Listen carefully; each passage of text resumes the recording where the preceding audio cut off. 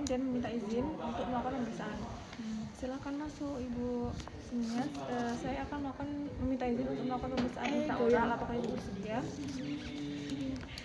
Lalu yang selanjutnya yaitu menyiapkan alat-alat atau instrumen yang digunakan, yaitu berupa kaca mulut, sonde, dan tampon. Lalu selanjutnya yaitu menempatkan posisi pasien dengan benar, dengan duduk tegak dan arah pandangnya ke depan. Lalu setelah itu menggunakan APD berupa handscoon dan masker. Yang pertama yaitu melakukan pemeriksaan mukosa mulut, yaitu dilakukan dengan menggunakan inspeksi dulu, dilakukan dengan menggunakan kedua jari, yaitu ibu jari dan jari telunjuk dari kedua tangan. Melakukan inspeksi pada menyibakkan mukosa labial inferior untuk mengetahui warna konsistensi, lalu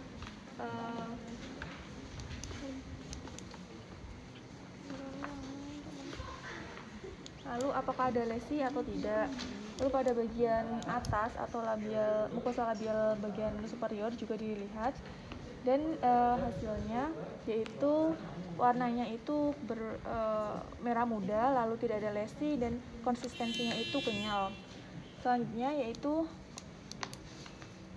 dilakukan pemeriksaan. Jadi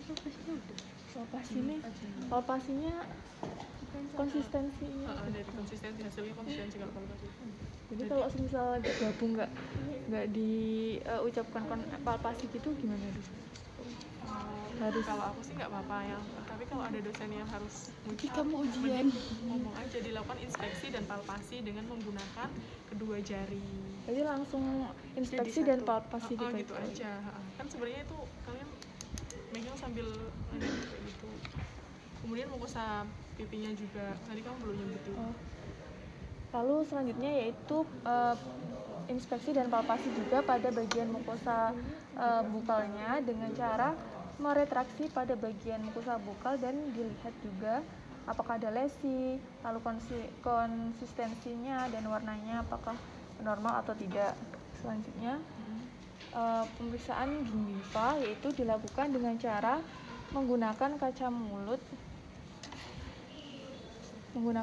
mulut yang untuk meretraksi bagian labialnya atau mukosa labialnya, dan kita melihat pada bagian gingivanya, dan di sini kita akan mengeringkan menggunakan tampon untuk mengetahui bentuk dari stippling. Kalau tampon itu lanjut dulu. Untuk melihat bentukan stippling di attach gingival dan untuk mengetahui warna pada marginal serta pada dan interdental dari papila. Papila interdental tuh ini. Di sini. Ujungnya ini tuh namanya papila interdental. Jadi di antara gigi ini loh. Papila interdental tuh yang lancip. Yang lancip segitiga itu namanya papila interdental. Lalu setelah itu interdental di antara gigi. Kita palpasi menggunakan jari telunjuk pada bagian gingivanya untuk mengetahui konsistensi dari gingiva dan ada tidaknya tenderness dan perbesaran patologis. Nah, di sini kita dapat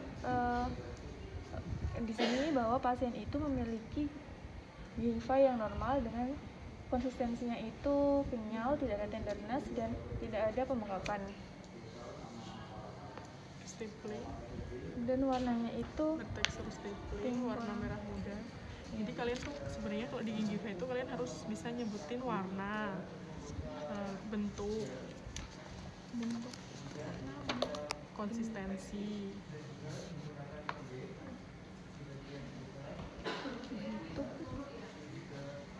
tenderness atau tidak itu, kemudian adanya perdarahan atau tidak ketika dilakukan palpasi kayak gitu. Terus tenderness itu kan kenyal, enggak ya? kenyal atau tidak kayak gitu.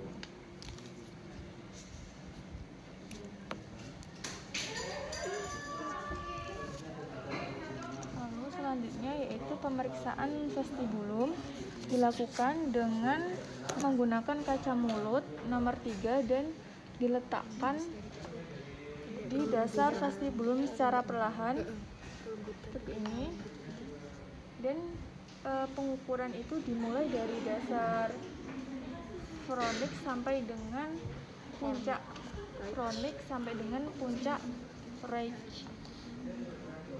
Untuk gigi untuk permukaan yang tidak bergigi, lalu pada daerah yang bergigi itu dari dasar fornix hingga P dari gingiva.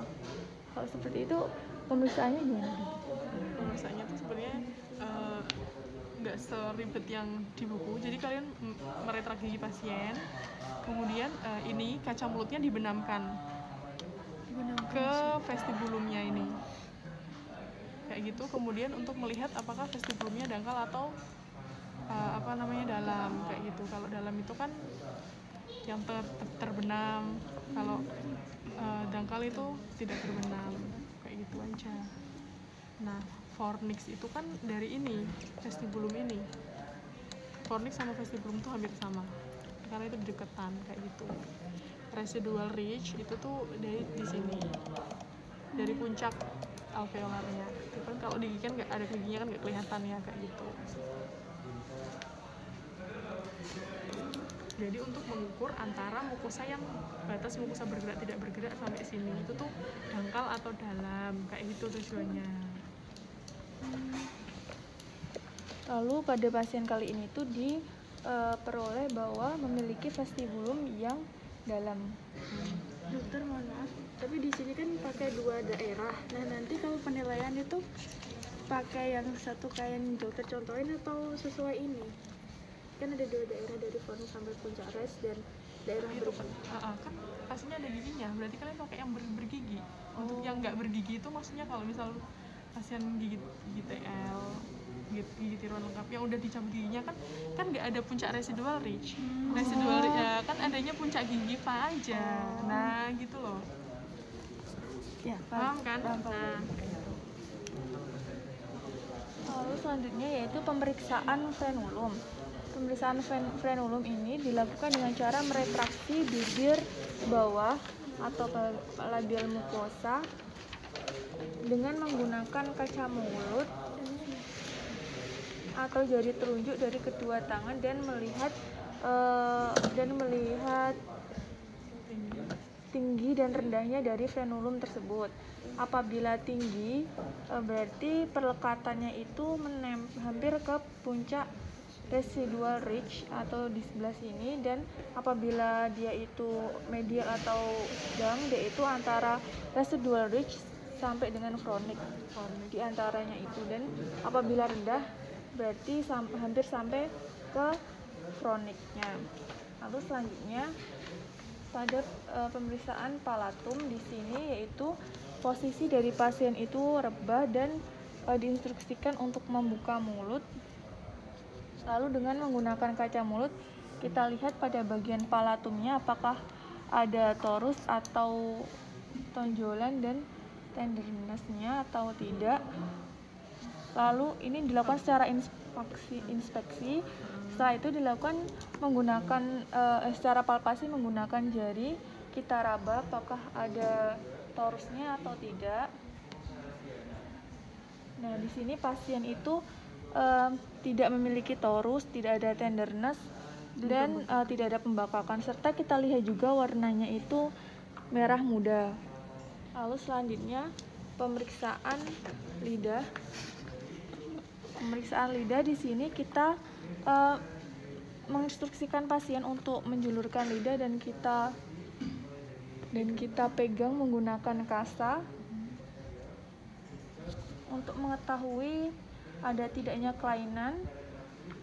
Lalu dilakukan palpasi dengan ibu jari untuk mengetahui konsistensi dari lidahnya itu sendiri, dan kita lihat warna lidahnya serta apakah ada lesi atau tidak.